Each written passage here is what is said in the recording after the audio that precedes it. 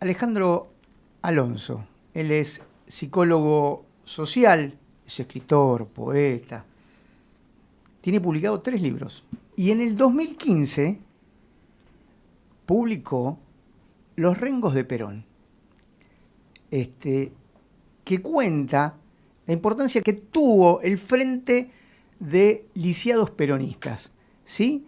Que a través de sus acciones lograron que se debata y que se apruebe la ley, y voy a apelar a la memoria otra vez, 20.923, ¿sí? Que tiene que ver con el cupo laboral para personas con discapacidad. ¿Qué tal, Alejandro? Tommy Touzón, Javier Perpiñán y Alberto Froilán, te damos la bienvenida a Bienarte aquí en Radio MEP. ¿Cómo va? Bueno, bien, atravesado por el otoño y como el humor nos salva de lo siniestro de la vida, pensaba cuando los iba escuchando, si formaban parte del club de donadores de ánimo, el club de los suicidas, Ese es más parecido. O estaba en una radio que se hablaba de filosofía, todo ponían en duda, en cuestión, ¿no? Ah, eso sí. Y está bien, porque la vida en sí misma es un interrogante y vamos a contarle a la gente que yo soy una persona ciega, que quedé ciego a los 15 años, que la vida se tuvo que rearmar, quedé ciego jugando al fútbol, era fanático jugador de fútbol, era zurdo, no solo para pensar, sino para jugar a la pelota. Y el fútbol me salvó la vida a mí cuando era pibe, cuando era un pibe de barrio y cuando yo pasé los 60 ya, y cuando los pibes habíamos tomado por asalto la calle. Los pibes estábamos todo el día en la calle. Los viejos o las tías o los abuelos nos venían a buscar para comer raramente o para tomar la leche, pero nos olvidábamos de eso, porque la calle era nuestra y nos apropiábamos a través del juego y éramos felices. Y jugábamos al fútbol y al poliladrón. Yo nunca pude ser de policía, no sé por qué, pero no me salía. Es una elección esa por ahí. Pero, ¿por qué decís que te salvó la vida el fútbol?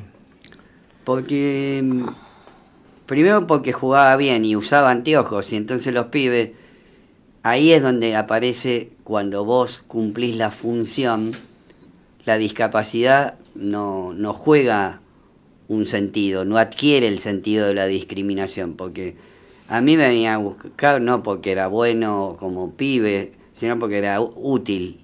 El fútbol es una de las cosas más maravillosas, porque ahí se dispone el juego, y el juego con otros. No es como el tenis, que es un juego individual. El fútbol necesita del otro y de la acción del otro. El gol es la síntesis de una producción colectiva. Por eso es tan interesante el fútbol, porque es indispensable el otro, la presencia del otro o de los otros. Ahí entonces, ya estás hablando como psicólogo social. Ahí estoy hablando como psicólogo social. Claro. Es decir, el fútbol es imposible jugarlo en un rincón y a solas. Tenés que jugar con otros y aprender a compartir. Porque el que se morfaba la pelota solo era no era bien visto, o el que se llevaba la pelota a la casa. Lo que aprendí en esos tiempos de militancia en los años 70 es que yo estaba solo, había quedado ciego y nadie te preparaba para devolverte a la vida, por decirlo de algún modo. Aquella vida que tenía no la pude tener más porque todos los amigos de la infancia se fueron retirando. Y no se fueron retirando porque eran malos o porque o descorazonados, sino porque no sabían cómo tratar a una persona con discapacidad. Yo tampoco sabía, nadie nos preparaba. Y bueno, y ahí un día en la televisión, mi madre, que fue muy importante, me dijo: mirá, ahí hay unos chicos que hablan sobre los derechos de las personas con discapacidad. Yo los escuché y mi madre, que era tan tiernamente y amablemente impulsiva para que yo había quedado deprimido, porque lógicamente atravesar una discapacidad de golpe me llevó a un encierro. me encerré y mi vieja me impulsó, porque mi vieja me avisó, che, vos tenés que salir adelante, pero no como una salvación individual, no como el mérito personal, sino salí con otros en una experiencia colectiva. Los busqué a los pibes, ellos estaban instalados en lo cotidiano, en lo que hoy es la Agencia Nacional de Discapacidad, que fue la ciudad de los niños en la época de Evita, y que estaba pasando Barrancas de Belgrano. Y yo ahí encontré, primero, una continencia que fue la política y los amigos. Éramos pibes comunes, de carne y hueso, llorábamos, nos reíamos, cantábamos canciones de Sui Generis y de Morris y de Spinetta, y esa soledad se fue disipando, se fue perdiendo. Y luego vino la política. Y cuando a mí me preguntan, ¿por qué? ¿Cómo llegaste? ¿Qué te llevó a la política? Quizás a los sectores más izquierdosos, intelectuales, les molesta un poco. Yo llegué buscando novia. No tenía ni el libro de Perón, ni el libro de Marx, ni el libro de Mao Zedong. No, tenía la intención de cualquier adolescente de encontrar una compañera. A ver, los que en aquel entonces creíamos en lo que hoy se llama el amor romántico.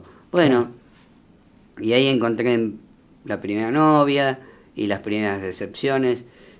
Y un día en la escuela secundaria, yo estudiaba en un colegio muy politizado, después del Buenos Aires, en un colegio muy prestigioso que era el Mariano Moreno. Y ahí me fui hallando con todos los pibes. Usaba el humor porque por ahí entraba a la escuela y no sabía cómo me iban a tratar, cómo iba a poder compartir. Y me di cuenta que si agarraba los libros y si me ponía a estudiar, porque antes de quedar ciego había sido bastante atorrante. Cuando tuve el accidente me alegré porque yo venía mal, ya había repetido el primer año, digo, bueno, esto me va a salvar. Y me di cuenta que después formarme, aprender, estudiar los libros, me permitía por lo menos hacerle los exámenes a casi todos los pibes. Entonces, ahí también encontré un lugar, el lugar de, entre comillas, de cierto saber. Y entonces, entre todos los reos estaba yo y jugábamos y hablábamos de política. Y era un tiempo donde la política, contrariamente a este momento histórico, la política era una buena palabra en el sentido de que era un material que nos permitía compartir con los compañeros. Diferenciado, estaban los sectores de izquierda, estaba el peronismo. Y a mí me llegó el peronismo por ósmosis, porque cuando tenía 12 o 13 años, una vez me hicieron escuchar clandestinamente las palabras de Eva Perón y yo me puse a llorar. Y no me digan porque no entendí, no tengo razones para explicar lo que cuando algo entra por el lugar del corazón. Si bien el peronismo no es pura emoción, ¿no? Le digo a los que yo diría, no son... yo diría que casi sí, ¿eh? Casi te diría, al amor, acá esto lo hemos hablado con una invitada, ¿te acordás? Uh-huh. Que al peronismo se llega a través del amor. Es un poquito lo que estás contando vos también. Claro, pero lo que quiero decir eso es amor. Esa falsedad que dice la contra, que los peronistas no tienen intelectuales, y nosotros tuvimos a Marechal, a Mansi, a Discépolo. Nos sobran los intelectuales. A Jaureche, digamos, la otra vez escuchaba a Leonardo Fabio, un gran peronista, que decía, los peronistas somos apasionados. ¿Ustedes vieron alguna vez un radical apasionado? Decía, esas son palabras de Fabio, ¿eh? Entonces, la pasión, el fanatismo, son cosas que hacen a aquella edad que yo atravesé y me acerqué a las personas con discapacidad y aprendí cómo el humor ayuda a ese momento doloroso que es perder un sentido como el mío o perder una pierna, cómo el humor diluye o le saca ese tono jodido a una experiencia que después se transformó en una experiencia vital. Después me pasé al 5º año, a la nocturna, porque todos los militantes peronistas era una consigna que había que ir a estudiar y trabajar como la clase obrera. Ahora, antes de eso, escribiste algo que tiene que ver más bien con una vivencia, ¿sí? Que tiene que ver con los rengos de Perón. ¿Sí? Sí. ¿Por qué? ¿Por qué escribiste o te surgió la necesidad por aquello que viviste, necesitabas contarlo? ¿Había alguna cuestión que te haya movilizado, aparte, tanto tiempo después? Bueno, tendríamos que contar que esos compañeros sí. que militaron conmigo, sí. en muchos casos, porque siguieron militando en la dictadura, fueron desaparecidos claro. o detenidos en los centros clandestinos. Frente a la desaparición de ellos, yo sobreviví a esa situación y tenía, te agradezco la pregunta, la obsesión de contar esa historia. ¿Por qué? Así como La Noche de los Lápices es una historia pública, yo sentía la profunda necesidad de contar esa historia. ¿Por qué? Porque es un símbolo. Imaginen un grupo de desprolijos de la historia, desordenados, uno que le faltaba una pierna, el otro que no veía bien, la otra chica que no oía bien, todos esos metidos en la resistencia frente a una dictadura. Es una locura. Es en el sentido más poético de la palabra locura, porque es el desafío de los nadies, de los que tienen todo para perder. Pero como nosotros teníamos lo que tenía y seguirá teniendo la humanidad, los ideales, aún controvertidos, aún alocados, aún desprolijos, fuimos por eso, por los ideales. Queríamos un mundo mejor, no sabíamos cómo se hacía, y además, cuando uno tiene 20 años y no quiere cambiar el mundo, está complicado. Es decir, a los 20 años te sentís eterno, sentís que podés con todo y sentís que podés cambiar el mundo. Hoy pasé los 60 y creo que también hay que cambiar este mundo tan duro y tan cruel para generaciones y tan abominable, porque si se prestigia a la gente de bien, la gente que tiene... El dinero es el Dios. Y bueno, la humanidad, creo, lo digo desde el lugar de artista, la humanidad debería apreciarse de humano cuando construye otras cosas. ¿Vos crees que la juventud de hoy es igual a esa juventud que vos mencionás? No, ¿cómo va a ser igual? Si las condiciones... Eso en psicología social se llama sí. texto y contexto. Sí. En aquellos años estaba el perfume de la Revolución Cubana, había pasado claro. la experiencia del Che Guevara, claro. y había pasado el Cordobazo, y ahora a eso pasó iba. Tinelli, pasó claro, la banalización, claro. pasó la farandulización, pasa que un presidente dice me peleé con mi novia, y eso qué tiene que ver, claro, ¿qué claro. tiene que ver con la política? Claro. Claro, la política es la televisión. Sí, sí. Por eso, siguiendo un poco ese hilo, Perdón, ¿no? que me apasione, ¿eh? No, a muy nosotros bien. también nos gusta. Está muy bien. Siguiendo ese hilo argumental, ¿no? Digo, ¿y qué quedó de esa época de tu juventud? ¿Quedó algo se puede rescatar? ¿Algo que veas que se continúa haciendo? Bueno, ¿qué quedó? Y la calentura, porque no solo se hace el amor con la sexualidad, quedó la pasión, la idea. Yo me imagino dentro de 20 años en un geriátrico, si voy a dar ahí, organizando a los viejos y haciendo lío, haciendo quilombo. No me imagino definido, ¿ves? Yo cuando era chico, cuando era pendejo, era revoltoso, quilombero, llámalo como quiera. Y hoy me planto como un tipo maduro, no me defino como viejo. El otro día venía con un señor en el ascensor. Y yo había organizado, porque yo vivo por acá y el edificio tenía unos problemas, y había que organizar para ir a comprar unas bolsas de arena.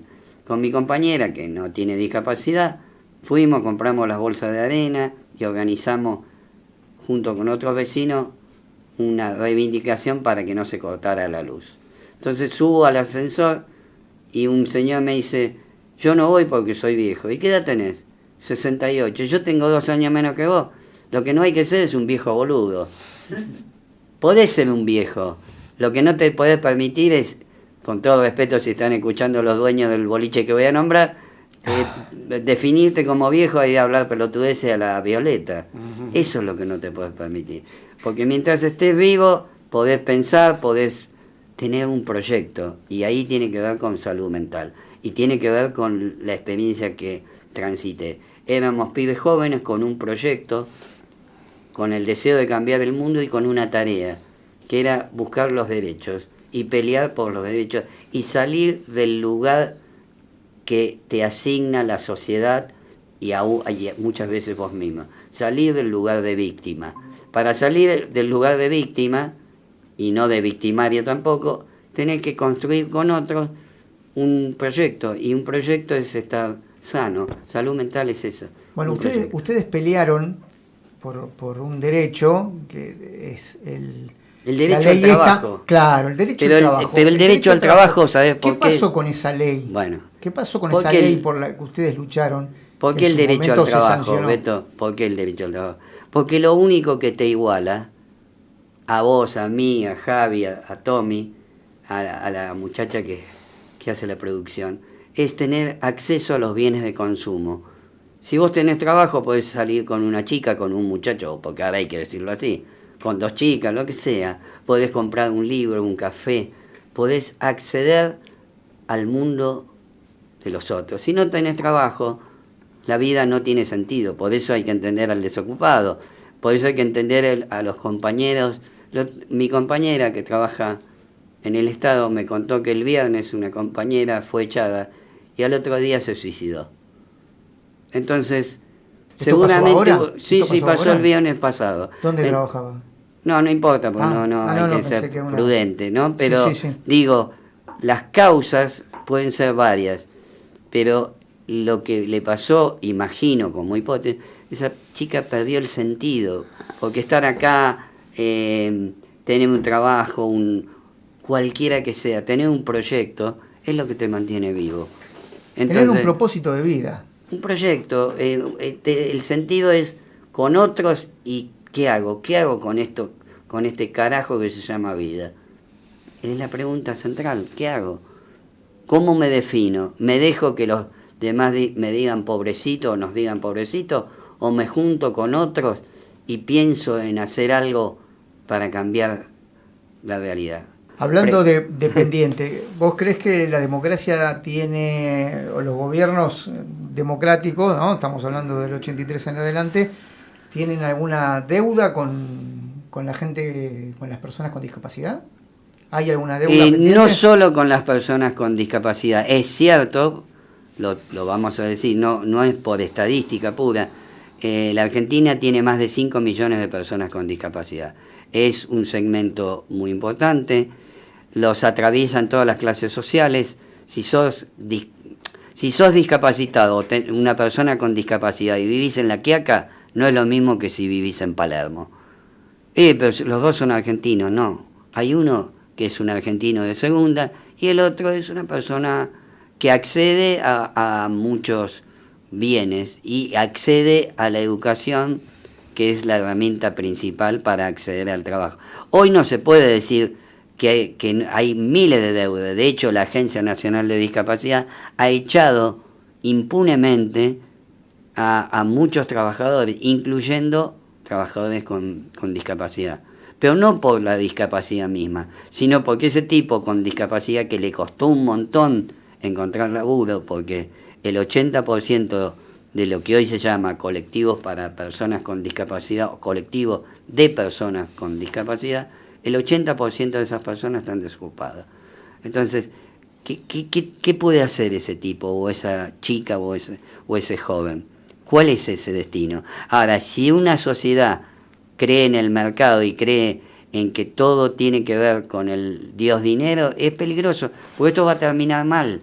Y no es que soy fatalista, va a terminar mal porque va a haber ese despliegue de lo que no se dice, va a transformarse en violencia, ya no en violencia política como en los años 70, sino en violencia callejera, porque esto es una frase mía, pero está lo puede tomar cualquiera. La gente enferma por lo que no dice, por lo que calla. Y además los medios no ayudan. Hoy es un momento, como dice, dividido, cuando la mentira es la verdad. ¿Cómo puede ser que un embajador, traigo la actualidad, ¿no? Como un embajador de cualquier país, no importa si es Israel, esté participando? ¿Dónde se vio? No lo vimos nunca. Y empiezan a aparecer cosas que no vimos nunca. Entonces el presidente está con la novia, después se pelea, después le da un beso en público, y no es moral lo que digo. Es muy dicepoliano lo que está pasando. Es la Biblia y el calefón. ¿Cómo ves el conflicto con Israel y lo que pretende el presidente, que evidentemente es hacernos parte de este conflicto, que la Argentina no debe ser neutral? Pero está geopolíticamente está equivocado, porque después de la Segunda Guerra Mundial la primacía la tenía Estados Unidos. Uh-huh. Pero hoy es un mundo multipolar, si no, no existirían los BRIC. Entonces salimos del BRIC cuando era casi el 40%, mira, yo vine a hablar de discapacidad, mira para dónde disparamos. El 40% de la economía del mundo, el Producto Bruto, lo generan los países que en aquel momento se llamaban no alineados, y en este momento son toda una franja del mundo que opera de otra manera y que le dice a los Estados Unidos: hagan lo que consideren, pero nosotros también nos estamos plantando.